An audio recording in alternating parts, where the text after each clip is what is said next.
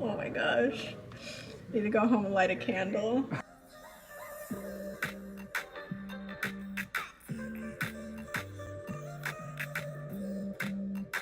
Hey you guys, so today is already off to a kind of crazy start.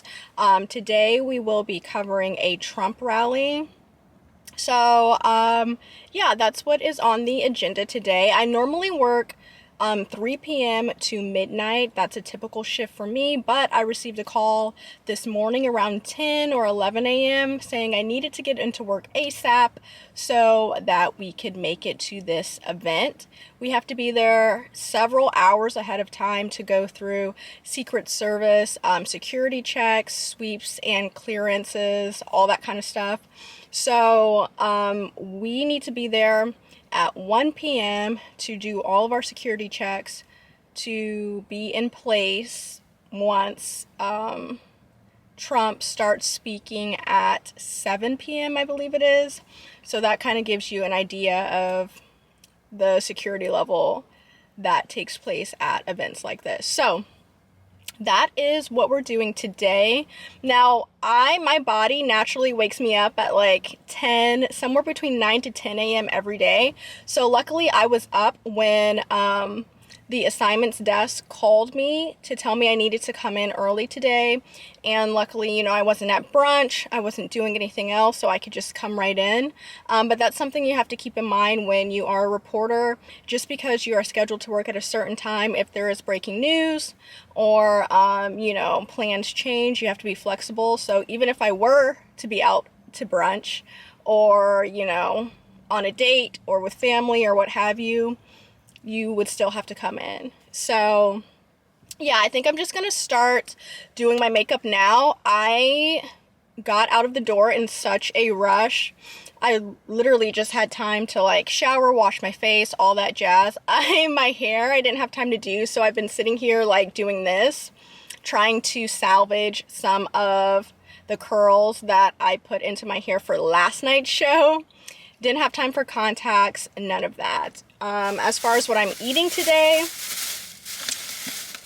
this is leftovers from last night, leftover like quinoa spring mix in here, and only a little bit because I ate most of it yesterday. But you know, when you get that call and you have to rush out the door, that meant that I didn't have time to prepare my lunch or dinner today, so that's what I had left over in the fridge.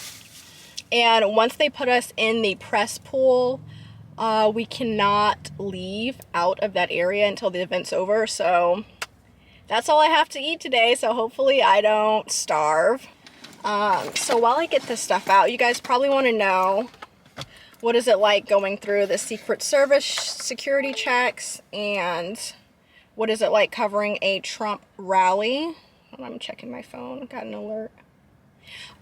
So I have covered 4 or 5 Trump rallies at this point. They were all within this past year.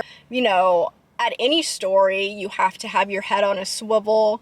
You have to be thinking about your safety, your crew's safety, while you're trying to gather your story. It's quite the experience, but I think it does really sharpen your reporter chops, because it's one of those things where it's like, you know, the show kind of goes on. You might face some kind of adversity covering, you know, politically charged events, but you just kind of roll with the punches.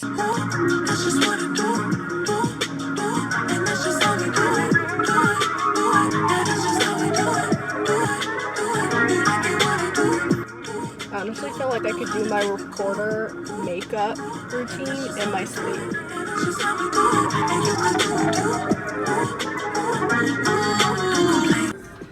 We have TVU 5.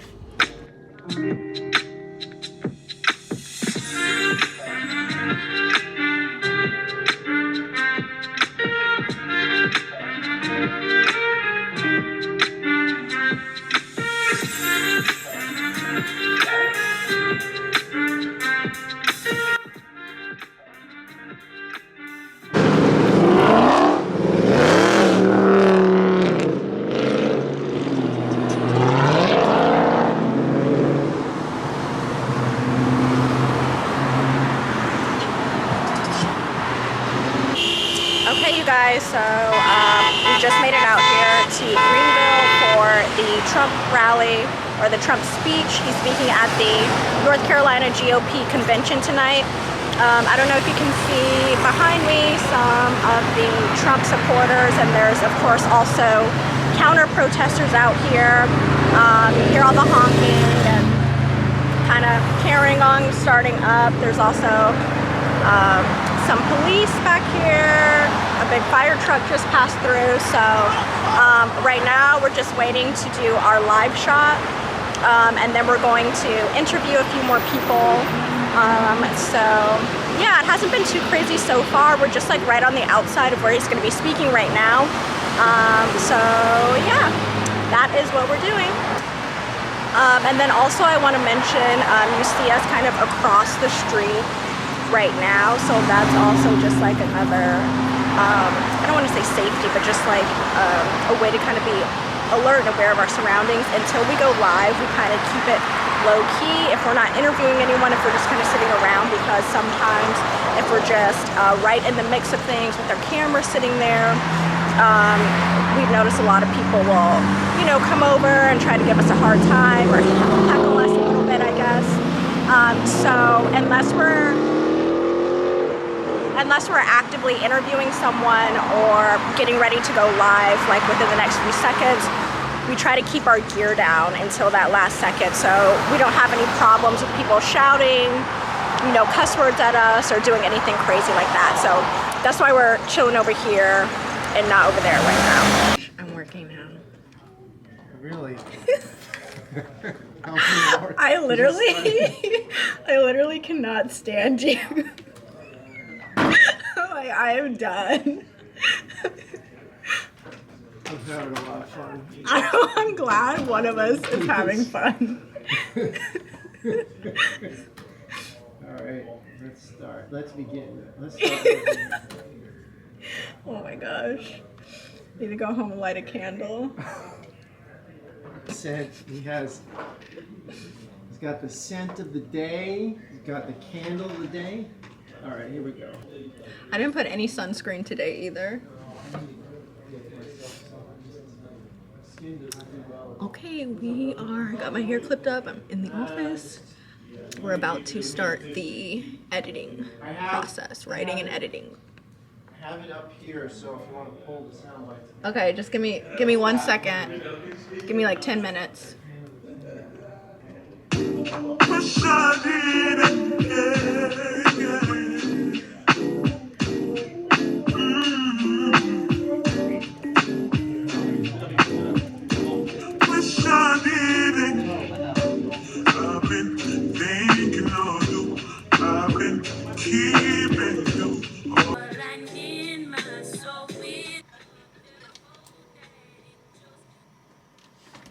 Great to be back in Greenville with so many proud North Carolina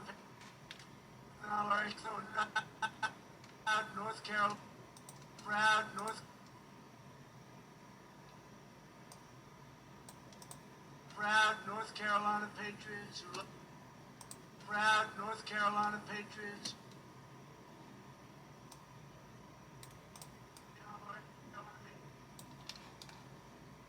What do you want to hear from Trump tonight?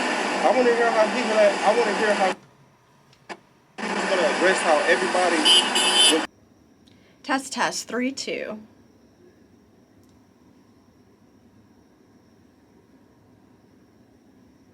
Hundreds of people gathered in Greenville, hoping to catch a glimpse of former President Donald Trump. He's in town to speak at the North Carolina GOP convention. Some hoping it will be another run for the presidency. Counter-protesters hoping it's a message of inclusion with a focus on marginalized communities. While those undecided just hoping to hear something that represented 3 2 1. While those undecided just hoping to hear something that represented them from either side of the political line. The president speaking for more than an hour at tonight's convention, expressing his admiration for the 3 2.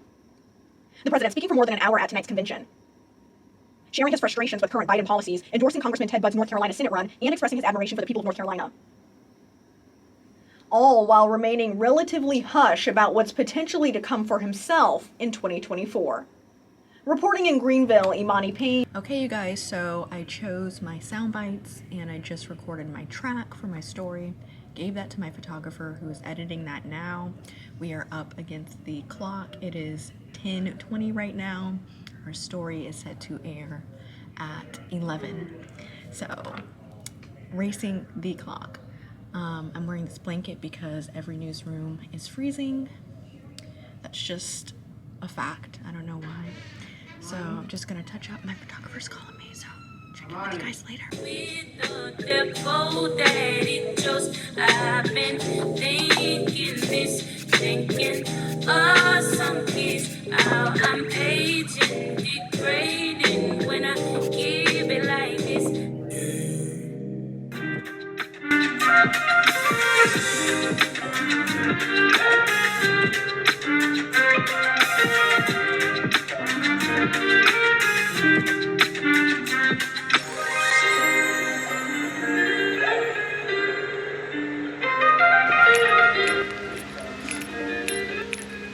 Okay, you guys, so it is the next day. I'm getting an early start for today as well. We were supposed to start on one story, but we got redirected now to breaking news, and I'm walking up to a pretty large house fire right now. I can smell the smoke. It's making my eyes water a little bit.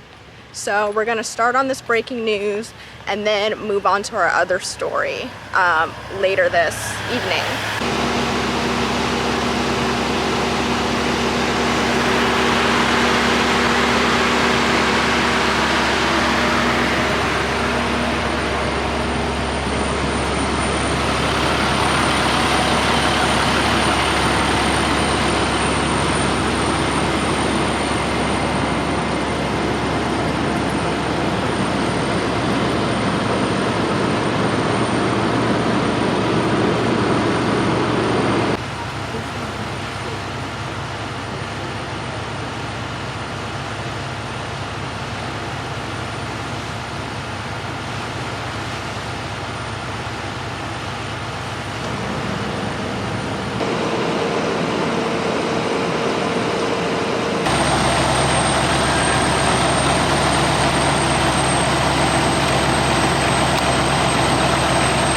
Okay, so right now we're hearing that it was a family of 4 that were inside their home when this fire started, and their neighbor rescued everyone.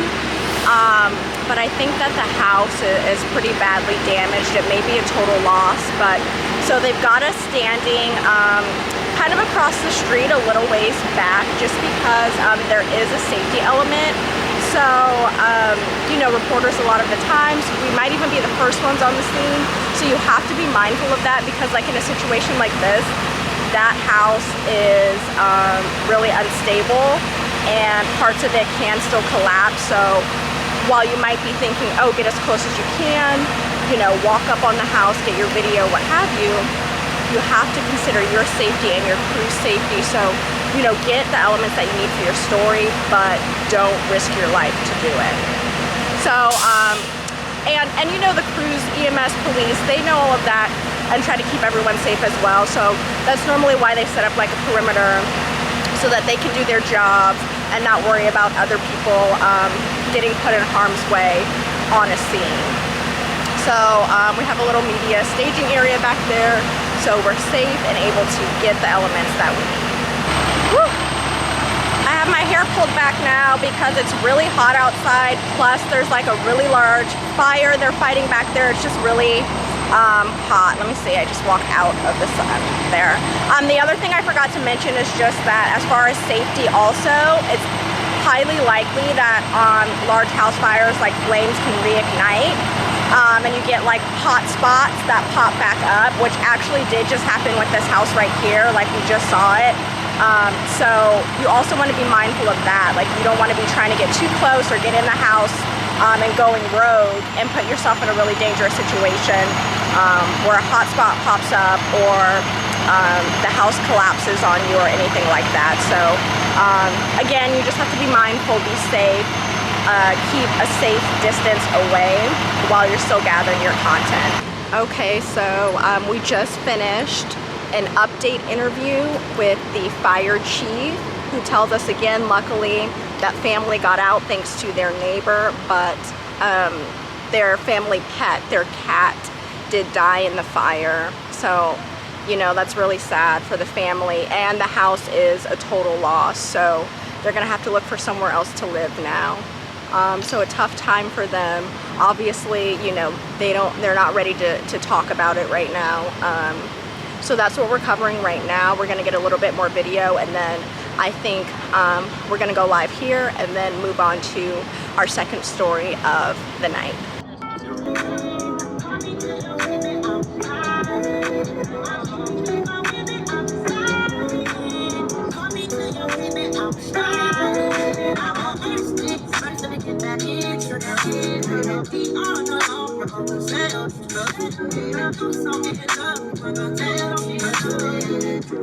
Okay, you guys, so we just made it here to Goldsboro, which is about an hour from where we were for our second shoot of the day so far. We're here because there's going to be a vigil held for a woman who was killed and her body dismembered. So that's another reality of reporting the news. A lot of the times you're talking to people on their worst days, especially when they're losing loved ones. So that doesn't really ever get easier, no matter how long you're in the business. So you just have to remember to be respectful, you know how to read a room, have tact, and just remember to be human, because we really do, you know, feel for all of these families. I know a lot of people give reporters a hard time about, you know, why are you showing families crying, or why are you trying to ask this family to talk? But the truth is, a lot of these families say it's actually therapeutic when they get to talk about their loved ones that they've lost. And, you know, it provides them the opportunity to have a voice, to raise awareness about a cause or an issue, and a lot of times allows them to raise money for funeral expenses or living expenses. So there is some benefit in them, you know, deciding to speak with us and share their voice and get it out to the community. So that's what we're doing today. As you can see around me, it's a really rural area here, and I do have to use the restroom, so that's another thing we have to deal with. Either you have to hold it if there's a press conference going on, or you're in the middle of nowhere that has no restroom or access to a quick restroom. You either have to hold it or get creative and find some bushes, which is why all reporters keep toilet paper in their car. Maybe TMI, but that's the reality. We should be fine though to find a restroom, because this isn't starting for a little bit. So yeah, that is what we are doing right now. My feet actually just got like destroyed by some fire ants and all this like field out here. But I should have known better than to step anywhere near that. So anyways, that's what we're doing, and then I will check back in with you guys a little bit later.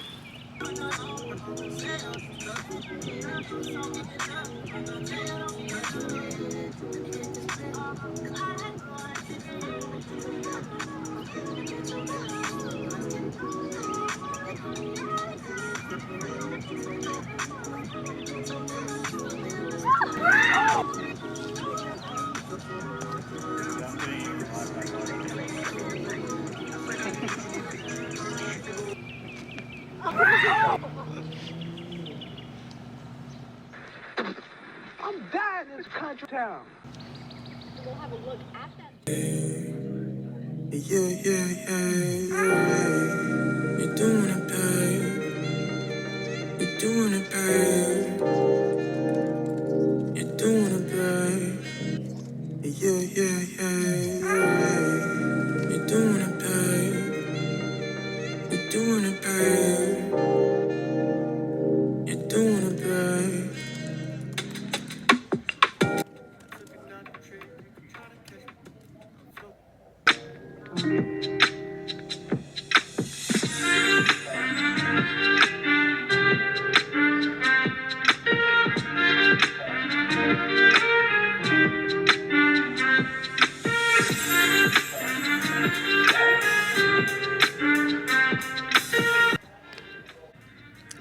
Okay, you guys, so we were slamming, got our story in a few minutes before the show, but it got in, and we're proud of the story we did.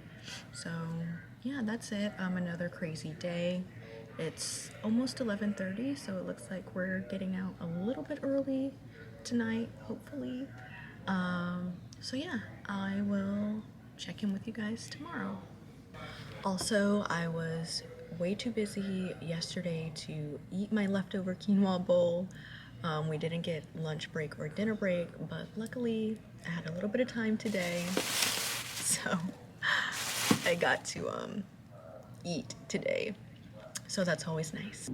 Yes, hello, good afternoon, everyone. So tonight, the Wake County Commissioners are expected to vote on the $1.5 billion budget proposal, which includes $1 million going to prepare for future disease outbreaks like COVID. So that's really interesting. I think that can be a great talker through the evening. Also happening today, the FDA okayed a new Alzheimer's drug, the first in nearly 20 years, which is a big deal.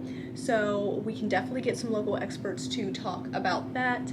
We would just need to tie it in with some affected families, which wouldn't be hard to find families affected by that disease in this area. Lastly, the Durham City Council is also expected to discuss their budget tonight. That will just be a discussion for them.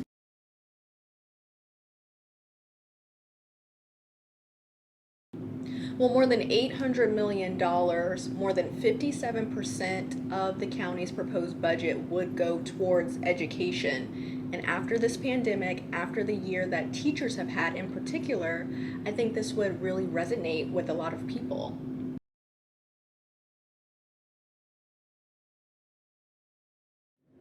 So I really just wanted to hop on here and say that I am super glad that in this week, one of the stories I have to cover is a budget meeting, because so many people think, oh, a reporter, it's always fires and floods and, you know, excitement and move, go, which it is like that a majority of the time, but you also have your slower days where you're covering city council meetings, school board meetings, budget meetings.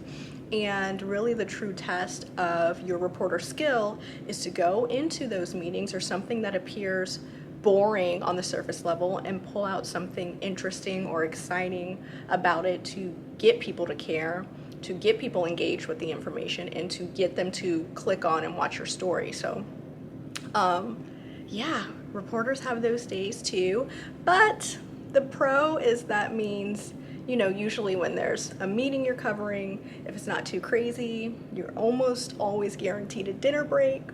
So I'm looking forward to having mine tonight, fingers crossed. So yeah, that's what's going on today. Okay, you guys, so the time right now is 10:38, so I'm just about to start fixing up my hair and makeup before we go live tonight. We are downtown, going live at the courthouse, so I drove my own car separate from the photographer who's in front of me down here, because I literally live like one street over, which is really nice when you live downtown in a big city and you're a reporter, because literally, like, I'm right by my house. Like, I've literally walked to and from stories before. So yeah, we're just about to go live on this budget meeting. I am so tired. I'm guessing we'll be done around midnight tonight. And then that's the thing about working this shift, like, then you got to get home, you know, you go through your nighttime routine, you got to get in bed, unwind, you know, do whatever you have to do. And so you really don't get in bed until like 1 a.m. and then your body's not ready for sleep until like maybe 2 a.m. It's just craziness sometimes. And then for me too, like, I'm the kind of person where once the sun goes down, I lose all my energy. But the people who work the exact opposite shift, the morning shift, and they get home at noon, I'm sure they have similar struggles. So yeah, I'm just gonna get ready for this live shot, and then that will be it for tonight. Speaking of driving myself, I remember when I was an intern, and I thought it was so cool when the reporters and the anchors would drive like their cars separate from the photographers, like, you know, their fancy cars, and they show up, and I'm like, you know what, I can't wait till I get to that moment. That's how I know I've made it. but driving separate from your photographer, that does not mean you made it. That means more work for you because now you have to drive yourself. So yeah, that's what's going on right now. It was a pretty chill day. Aside from our 6 p.m. live shot, it got kind of crazy because it was right at that time frame when they were about to vote in the budget meeting, and so they were about to vote yes on everything, and so I wrote up my script with that, and then they decided to come back and say some more thank yous, and that turned into like another 10 minutes, so it was like up to the minute. And so even though we knew they were going to vote yes, you have to go back and make sure everything's accurate and just say, like, you know, they're still deciding or discussing, or, you know. So anyways, it was just stressful because it was up to the minute, like 5:59, waiting to see what they were going to say and do to make sure I had to confirm before I go live with it. But we got all the info. We did what we had to do as always. And yeah, now I'm just gonna get ready to go live, throw some makeup on, run a brush through my hair, grab some hairspray. It's really windy tonight, so I'm not even gonna waste the energy. Like, Mother Nature, out of all the elements you could choose tonight, you chose violence. Like, why? Wind is a reporter's worst enemy. Anyways, let me do this live shot, and then I'll probably let you guys see what that looks like, and then I'll probably just check in with you guys tomorrow, which will be my Friday. Okay, bye. Hey,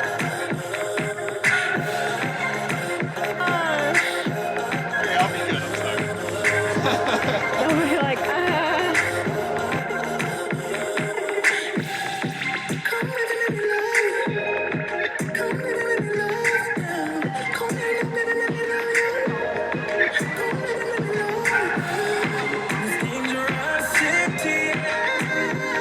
Hi, this is Imani with... We were just calling because we're hoping to speak with someone... Hello? Hello? No, they did not just hang up on me. Well, that's why we gonna call them again. Hi, yes, this is Imani again. We must have got disconnected before. Yeah, I was just calling to see if someone was available to do a quick interview with us today around 5 p.m. on the new Citizens Advisory Board. We can come to you. We can do Zoom. We can do it over the phone just like this. It'll just take a few minutes. What's the address there? Okay, thanks so much. Okay, so as you guys saw, sometimes people hang up in our faces, sometimes they don't call us back, sometimes they agree to an interview and then cancel at the last second, and sometimes your story just doesn't pan out.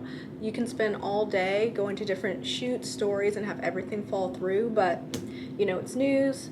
It's our job to put a story together, as a reporter especially, so you know, you've got to get something to make air. So that first story I was calling on and working on didn't end up panning out, so we ended up working on another story, and it's a sad story actually. A security guard officer was working at a hotel and was shot in the head and robbed of his car and his wallet. So, and it doesn't look like he's going to make it through the night. So that's the story we're working on now. Really, really sad. Talked to the man's family. They're devastated, obviously. And, you know, doing stories like that every day can really weigh on you. But again, the people responsible have not been caught, so them speaking out might help, you know, people in the community keep an eye out for whoever was responsible. So anyways, that's what we're working on tonight, and yeah, I guess I'll just check in with you guys later.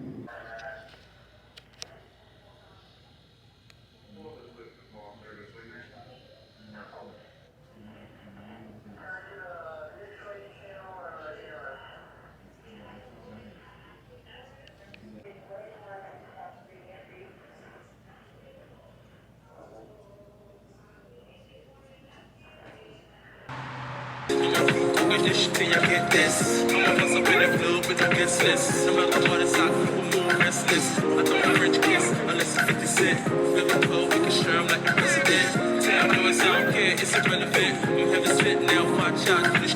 Rock it, don't stop it. Everybody get on the floor. Break the party up. We about to get it on. Let me see you 1, 2 step. Yeah, she was just like. So that show is crazy. That Bachelorette show. Oh my gosh. Dude dressed like a cat. Everybody wanting to party, came to party, grab somebody. But she didn't give him the flowers. The first flower, I said for sure. Everybody get on the floor, break the party up. We about to get it on. Let me see you 1, 2 step. I love it. Yeah, 1, 2 step. Everybody 1, 2 step. We about to get it on.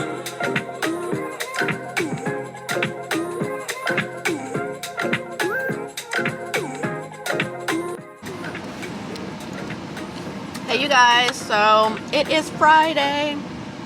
We made it to the end of the week. And I look so crazy right now. I'm in this wrinkled polo. Like, listen, because I crawled across the finish line to get to the end of this week, but that's okay because we made it anyways. So yeah, anyways, I'm just eating my snack right now. It's like some pretzels while we get ready for our story today. Today we're in the Beast, the Weather Beast as we call it, which is this like huge Tonka truck that we use when we're going live on Weather Story. So it's got a bunch of TVs and buttons and gadgets in here, microphones, all that. So we can go live. We can pretty much have an entire newscast from this truck, which is really, really cool.